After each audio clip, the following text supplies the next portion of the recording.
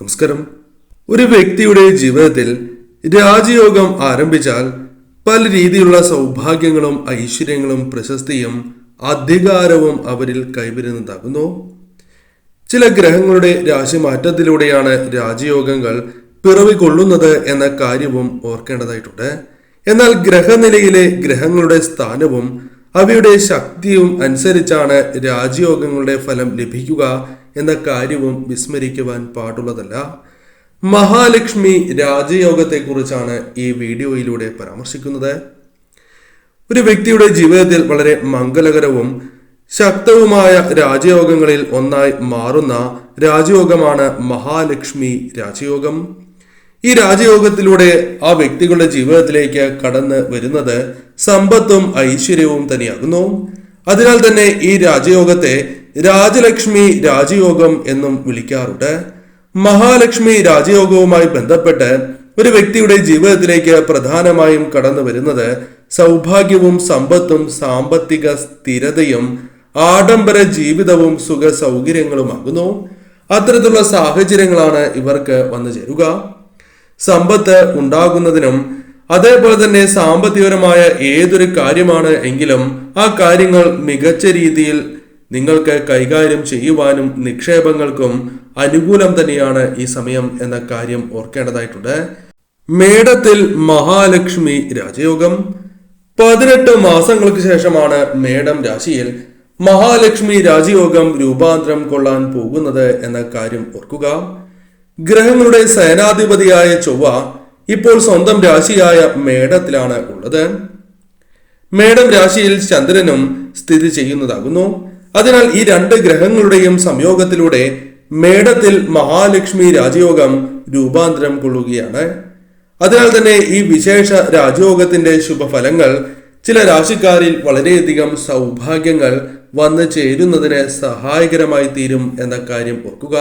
സർവ്വ സൗഭാഗ്യങ്ങളും ഐശ്വര്യങ്ങളും ഇവരെ തേടിയെത്തും എന്ന കാര്യം ഓർക്കുക. എന്നാൽ ഈ പരാമർശിക്കുന്ന ഫലങ്ങൾ എല്ലാം തന്നെ പൊതുഫലപ്രകാരമാകുന്നു. അതിനാൽ നിങ്ങളുടെ ജാതക പ്രകാരം ഈ ഫലങ്ങളിൽ ഏറ്റക്കുറച്ചിലുകൾ വന്ന് ചേരാവുന്നതുമാകുന്നു. ഇനി ഫലങ്ങളെ കുറിച്ചാണ് പരാമർശിക്കാനായി പോകുന്നത്.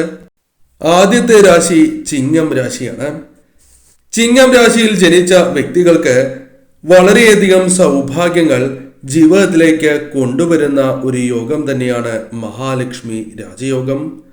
അപൂർവമായ സൗഭാഗ്യങ്ങളാണ് നിങ്ങൾക്ക് പൊതുഫലത്താൽ വന്നു ചേരുക എന്ന കാര്യം പ്രത്യേകമായി ഓർക്കേണ്ടതായിട്ടുണ്ട്.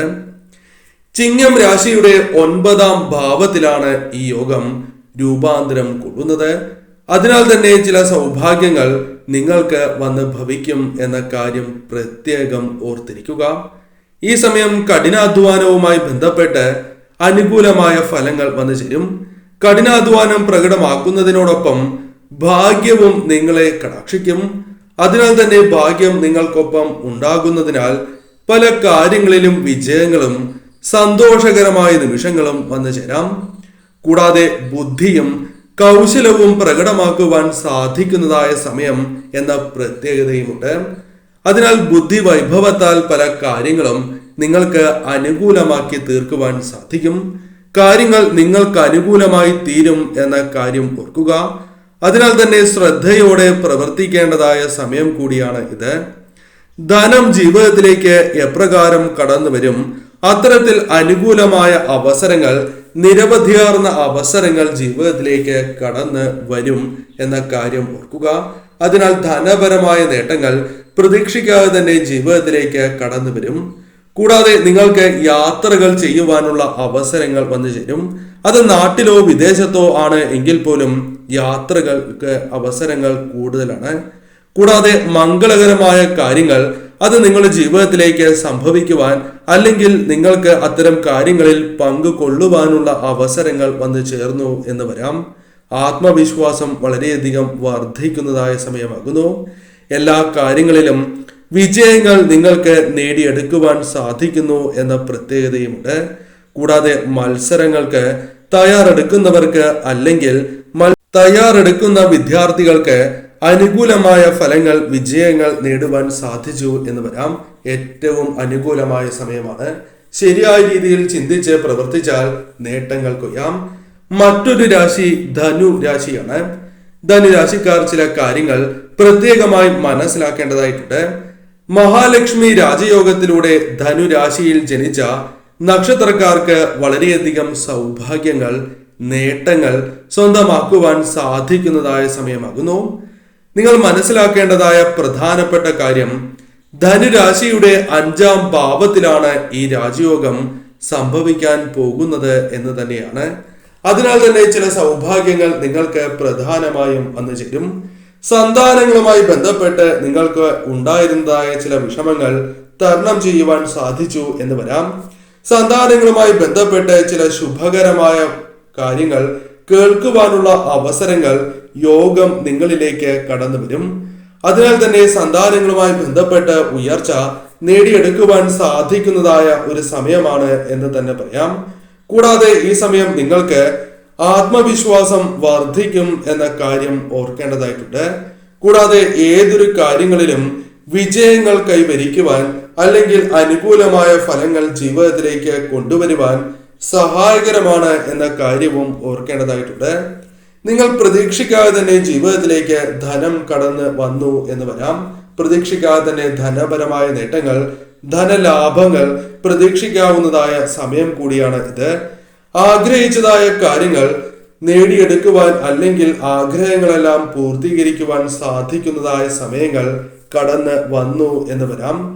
സാമ്പത്തികപരമായ നേട്ടങ്ങൾ, അഭിവൃദ്ധി കൈവരിക്കുവാൻ സാധിക്കുന്നതായ സമയം എന്ന പ്രത്യേകതയുണ്ട്. ധനം നേടുവാൻ അല്ലെങ്കിൽ ധനം സമ്പാദിക്കാനുള്ള അവസരങ്ങൾ, യോഗങ്ങൾ ജീവിതത്തിലേക്ക് കടന്നു വരാം.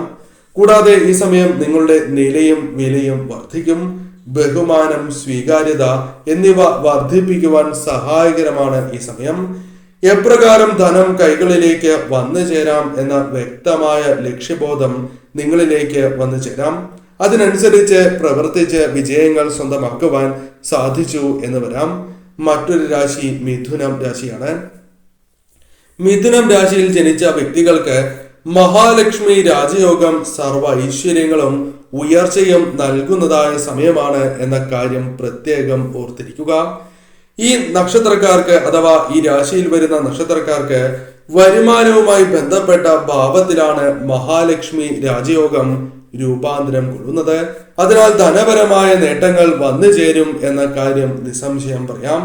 പല വഴികളിലൂടെയും വരുമാനം വർദ്ധിപ്പിക്കുവാൻ സാധിക്കും. ബിസിനസ്സുമായി ബന്ധപ്പെട്ടും നേട്ടങ്ങൾ പ്രതീക്ഷിക്കാം. കൂടാതെ കൂടുതൽ ധനം സമ്പാദിക്കാനും അതിലൂടെ സാമ്പത്തികപരമായ സ്ഥിരത, ഉയർച്ച കൈവരിക്കുവാനും നിങ്ങൾക്ക് സാധിച്ചു എന്ന് വരാം. ധനം സമ്പാദിക്കാനും അതിലൂടെ നിങ്ങൾക്ക് സന്തോഷകരമായ നിമിഷങ്ങൾ വന്നു ചേരുവാനും സഹായകരമാണ് ഈ സമയം. ചെലവുകൾ അല്പം വർദ്ധിക്കും എങ്കിലും ധനം സമ്പാദിക്കുവാൻ നിങ്ങൾക്ക് സാധിക്കും. അതിനാൽ അമിതമായി വന്നു ചേരുന്ന അത്തരം ചെലവുകളെ ഒഴിവാക്കി മുന്നോട്ട് പോകുന്നതാണ് ഏറ്റവും ശുഭകരം. നിക്ഷേപങ്ങളിലൂടെ സാമ്പത്തികപരമായ ലാഭം, നേട്ടം വന്നു ചേരുന്നതായ സമയമാകുന്നു. ലോട്ടറി അല്ലെങ്കിൽ ഓഹരി വിപണി തുടങ്ങിയ കാര്യങ്ങളുമായി ബന്ധപ്പെട്ടും അല്ലെങ്കിൽ ധനപരമായ മറ്റ് കാര്യങ്ങളിലൂടെയും നിങ്ങൾക്ക് നേട്ടങ്ങൾ സ്വന്തമാക്കുവാൻ സാധിച്ചു എന്ന് വരാം. ഈ സമയം പൊതുവിൽ നോക്കുകയാണ് എങ്കിൽ നിങ്ങൾക്ക് ഏറ്റവും ശുഭകരമായ സമയമാണ്. ഈ സമയം ഈ രാശിക്കാർ ഏവരും മഹാലക്ഷ്മി ദേവിയെ ആരാധിച്ച് ലക്ഷ്മി ക്ഷേത്രത്തിൽ അല്ലെങ്കിൽ ദേവീക്ഷേത്രത്തിലോ വിഷ്ണു ക്ഷേത്രത്തിലോ ദർശനം നടത്തി മുന്നോട്ട് പോകുന്നത് സർവ്വ ഐശ്വര്യപ്രദമാണ് എന്ന കാര്യവും ഓർക്കുക. തടസ്സങ്ങൾ കൂടാതെ ഫലങ്ങൾ ജീവിതത്തിലേക്ക് കടന്ന് വരിക തന്നെ ചെയ്യും.